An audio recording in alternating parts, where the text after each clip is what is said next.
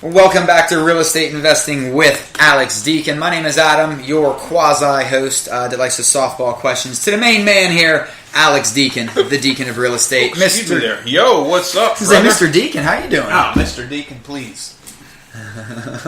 Call me Sire. Sire? I can do that, Sire. I can do that. My liege. Call me Your Highness. Your Highness. I'm humble. What would you like to discuss today, sir? Shall I drop to knee yes. while I present you with the topic? You know what? I think, Alex, today we should talk about only because with the fall months coming, the winter months coming, sometimes people kind of shy away from buying real estate. I don't know if that's necessarily a good thing. So let's talk about the best time of the year to buy real estate and what you think where the positives and negatives are. Okay. Well, we're talking about the Northeast. Yes. So I don't know if there's a difference. Like, weather does have an impact here when buying. Okay. I don't know if weather has an impact like in Phoenix, Arizona. Right. Or maybe it does. Maybe it gets so hot in the summer, it's like people don't go out as much. I don't know. Might be flip-flopped, yeah. Yeah, but I do know for sure, Northeast, where you get snow, ice, very cold weather, it does impact how many people are looking, and it does impact the perception of it's not a good time to sell real estate. So, because the question I get from potential clients when I'm acting as an agent is, hey, shouldn't we wait until the spring? And my answer is no.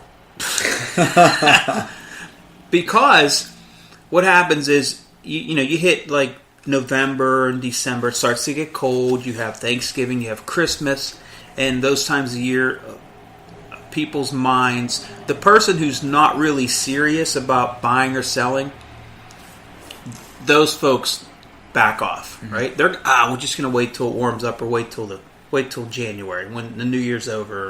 We start over again. So yes, you're going to lose some buyers, but those are the folks that aren't serious. Like, if they don't have to move, they don't have to sell, they don't have to buy, they can wait. The ones that are serious, who need to buy, who are hungry investors. Hungry investors are looking all the time. Doesn't matter. But the average public, they need to buy or they need to sell. They need to sell and they need to buy now, right? Because they're getting relocated, right, or they have to sell because they have 2 mortgages and they just can't afford to wait. So what happens generally is during the winter months, you're going to see less inventory because people are pulling their properties off the market. Hey, we're going to wait till the spring, because all agents say, wait till the spring. But what happens in the fall? You have less inventory, but you also have less buyers too, right? The fall and the winter. Right. So that the supply and demand kind of equals out. So when somebody says, should I not list my property in November? Yeah, you should, because everybody else, not everybody, but a good portion of sellers are pulling their houses off the market.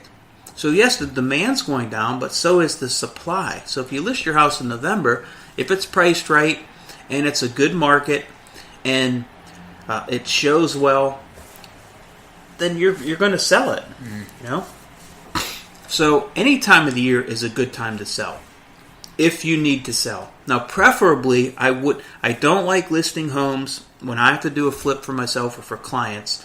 I think the worst time of year to list a home to sell is right when school ends.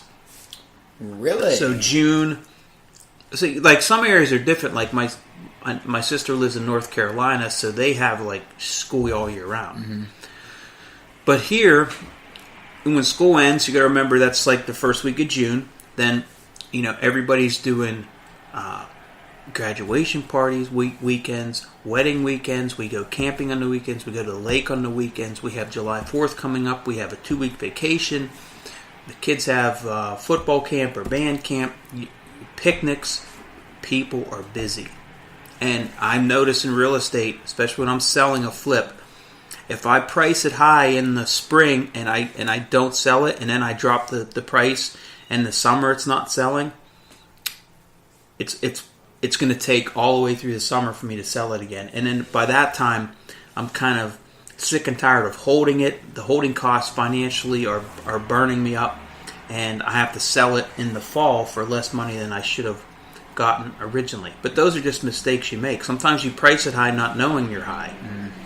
So the best time, in my opinion, to sell, or the worst time, is to put that on the market like June, July, and half of August. Okay. Like right now, it's October 26th today. Like the past 2 weeks, we've put on, in the past month and a half, we put like maybe 6 or 7 flips that we have going on the market, and every one of them's gone under contract because we priced them right. They're in that sweet spot, like that first time home buyer spot, and they've all gone under contract. So that's because we timed it right, we priced it right, we did our homework, we did the flip, we did the quality of work we should have done, and everything worked out. I have one right now where I'm going to lose money on because I just undercalculated my expenses and I overcalculated what I thought I could sell it for. I'm going to lose money on that one. Right. But I'm going to make money on 6. So it is what it is. So bad time to sell would probably be then in the summer, and also in the like Thanksgiving, Christmas, because things just tail off then. Now as a buyer, I think any time of the year is a good time. When should I look? You should look now. Right. You should look today. If you want to buy, especially as an investor, any time is a good time. But if there were some charts and graphs and math whizzes out there had all this stuff calculated out, I would say, just generally speaking from my experience, you probably get some of the better deals in November, December, January, because it's the banks that are holding on to these assets, they want to end their year, right? They want, we need to get those off the books.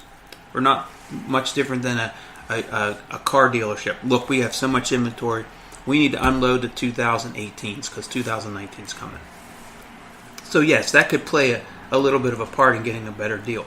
The other thing is your average consumer who has a house in the winter, and let's say they've moved down to Florida and this house has been sitting vacant, and now they realize, man, it didn't sell like we thought, and we're going to sit on this house all winter.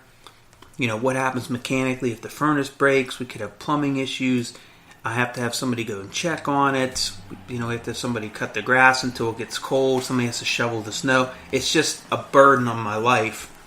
Therefore, maybe making an offer in the dead of winter, mid-January, on a house in January, maybe you could get that house for $20,000 or 20% less than you could have negotiated when that same person had it listed in September. Right.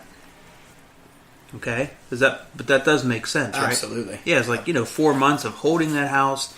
They might have had an offer, and I've done it too. I've had offers where I should have taken it, and I thought, well, you know what? It's so new to the market, I'm going to wait it out because I'll get something better.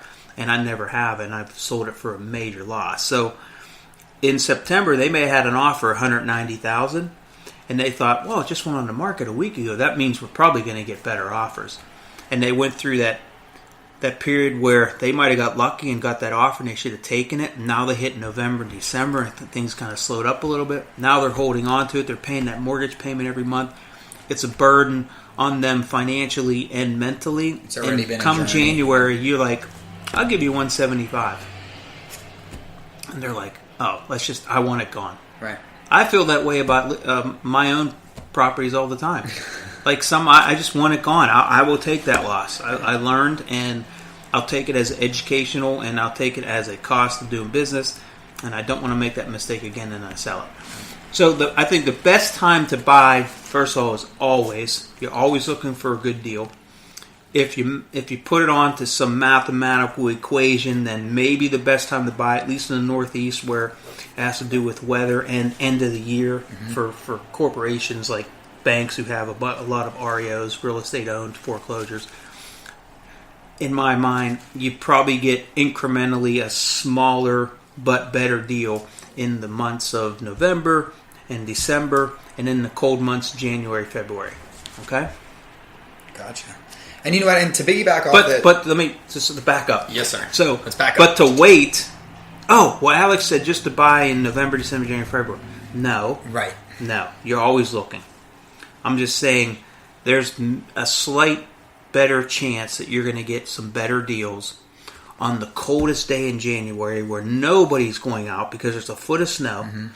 But I'm out there in my truck and my boots because I know this bank wants to sell it, this seller wants to get rid of it, and I want to be the first one in that house. And I'm willing to trudge through a foot of snow to get that good deal. You might have a better chance of getting that house than if it was a nice sunny day in June. Right. Because everybody's going to go look at it. Right. Then it's you versus 100 versus 1 versus 1 maybe. Yep. I did, and to piggyback, I have read, and again, I don't, take this with a grain of salt, but I have read several articles on the advantages of buying in the wintertime. Mm-hmm. And, it's something that a lot of people have scoffed at, laughed at, and, but there are, like you said, I think there are. They've scoffed at you? Scoffed. So you brought that up at parties and they just... I like scoffing, yes. I like the term scoff. I'm sorry to hear that. Were your feelings hurt when they scoffed? No, you get used to it after a while. It's moved on to another topic? Yeah, when you're not a good comedian, it's the 1 out of 100 thing, They shunned you from the party. They shunned me. Shame! Leave. They shamed me away for all you Game of Thrones fans. So what else? What else we got about this best time of the year? The best time of the year, realistically, Alex, would be anytime. Yeah, always. Always, always, always. Because you never know when that super deal's going to come up, I'm looking at one right now. I bought a couple super deals over the summer, and I bought some dogs over the summer too. So, but yeah, you're always looking. But again, we discussed don't wait. But when it's cold and it's damp and it's wet and there's a foot of snow out there, you should be excited to get out there and go look because there's a lot of people that aren't. Right. Yeah. Right. Take every advantage you can. Yeah. Always be in the game. But so that's it. That's it, man. That is it for this one. Sweet. This one. This one's short and sweet. Ladies and gentlemen, this one was best time of the year to buy real estate from Alex Deacon, the Deacon of Real Estate here. Listen, here come the cheap plugs, so get ready for it. Facebook, Twitter, social media outlets. You're going to search Deacon Hoover. Find Alex on meetup.com. Search for Alex Deacon Real Estate Networking Workshops. We keep saying that, but he's close to 600 members in that. His workshops keep growing and growing on a monthly basis, so you're going to want to be a part of them, so make sure that you connect with him on meetup.com. Find us, dhrea.com. We have all of our listings there. You can look all of our advisors. Contact us with any of your questions. If there's any topics or scenarios you would like us to cover, you can email us. It's alex@alexdeacon.com, I believe. Or Alex at alex@alexdeacon.com. There you go. Yeah. And those are topics that we can always, we're glad to hear from you guys and get feedback. And if there's something you'd like us to, the Deacon to sink his teeth into, we will happily oblige there. So, guys, for everyone here, for Alex and myself, we thank you very much, and we'll see you next time.